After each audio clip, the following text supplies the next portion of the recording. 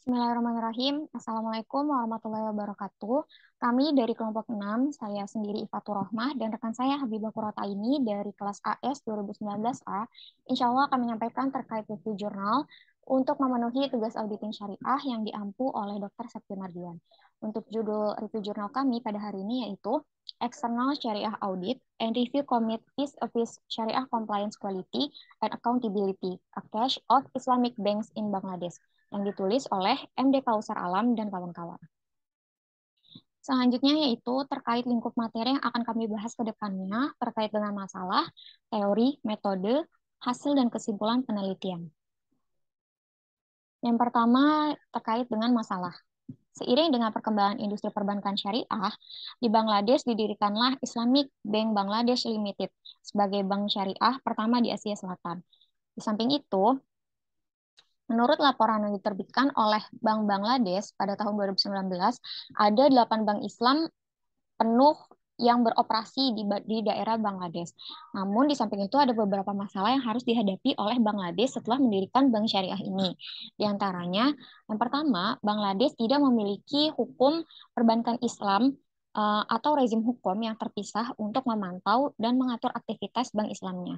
Yang kedua, Bank Bangladesh mengeluarkan pedoman SD, namun tidak adanya struktur corporate governance atau kerangka hukum yang tepat untuk industri perbankan syariah di Bangladesh. Nah, hal ini dianggap sebagai hambatan yang signifikan bagi pertumbuhan industri dan menciptakan kesenjangan regulasi serta apa ya, persepsi antara bankir, pelanggan, pelaku bisnis, pemerintah, dan praktisi di industri ini tentang kepatuhan terhadap aturan syariah oleh Bank Islam dan lembaga keuangan Islam secara umumnya. Kemudian, menurut beberapa penelitian sebelumnya, mengungkapkan juga bahwa Bank Islam di Bangladesh ini tidak mau melakukan audit syariah terhadap semua portofolio investasi mereka sebagai akibat dari sejumlah besar transaksi dan biaya pemantauan terkait.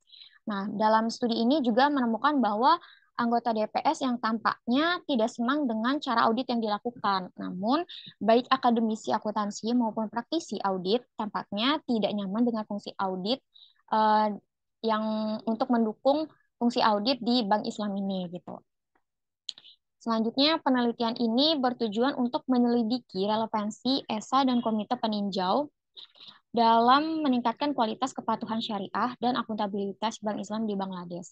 Nah, studi ini juga menyarankan kepada Bank Bangladesh untuk menguraikan pedoman komprehensif untuk ESA dan proses peninjauan Bank Islam di Bangladesh. Studi ini akan berkontribusi pada literatur yang ada tentang pentingnya ESA dan kondisinya di Bangladesh.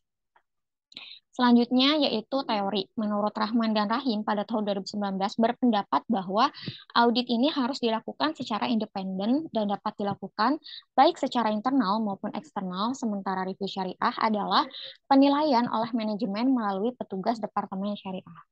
Nah, untuk sub selanjutnya akan disampaikan oleh rekan saya yaitu Habibah. Kepadanya dipersilahkan. Baik, yang selanjutnya ada metode penelitian.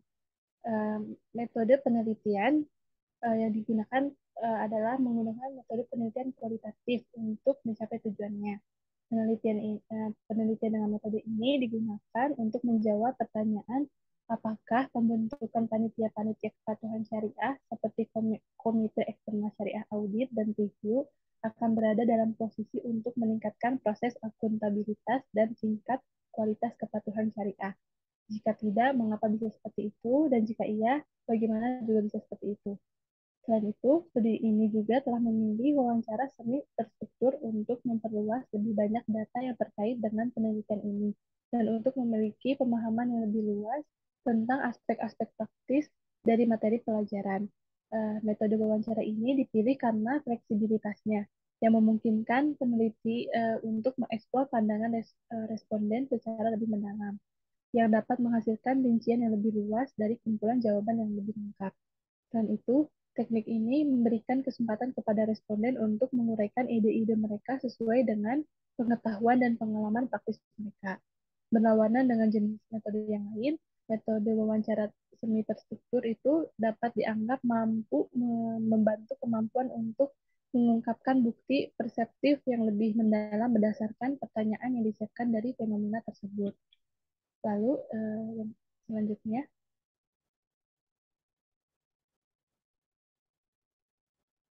selanjutnya, ada hasil dan kesimpulan. Pertama, hasil yang didapatkan dari penelitian tersebut, Bank Islam dan Bank Bangladesh itu harus mengembangkan pedoman untuk menyelesaikan ESA dan fungsi review yang dapat menyimpulkan otoritas yang bertanggung jawab, kualifikasi auditor dan reviewer, prosedur pelaporan, dan sistem pelaporan. Juga eksekutif Bank Bangladesh perlu dilatih dalam hal proses audit syariah karena Bank Islam di Bangladesh mewakili 40% dari rekening bank negara dan hampir 25% dari keseluruhan pangsa pasar. Oleh karena itu, penting untuk mengembangkan pedoman yang diperlukan, melatih sumber daya manusia melalui pelatihan dan tata karya untuk fungsi operasional komite tinjauan dan audit eksternal di Bangladesh. Lalu yang selanjutnya, ada saran dan kesimpulan. Yang pertama, saran dari keseluruhan yang dibuat untuk penelitian ini adalah untuk memastikan pemenuhan komitmen Bank Islam untuk menjamin prinsip syariah dalam operasi mereka. Dan penelitian ini menyarankan agar ada beberapa pedoman khusus bagi anggota DPS tentang SG dan penugasan kembali tugas kepatuhan syariah terhadap peninjau eksternal syariah dan auditor syariah selama fungsi DPS sebagai Badan Penasehat Internal Bank Islam. Lalu kesimpulannya, penelitian ini menyarankan ESA dan meninjau melalui Bank Bangladesh dan perusahaan akuntansi syariah untuk memastikan kepatuhan syariah dan meningkatkan kepercayaan pemangku kepentingan. Baik, mungkin cukup sekian yang bisa kelompok kami sampaikan. Kurang lebihnya mohon maaf. Wassalamualaikum warahmatullahi wabarakatuh.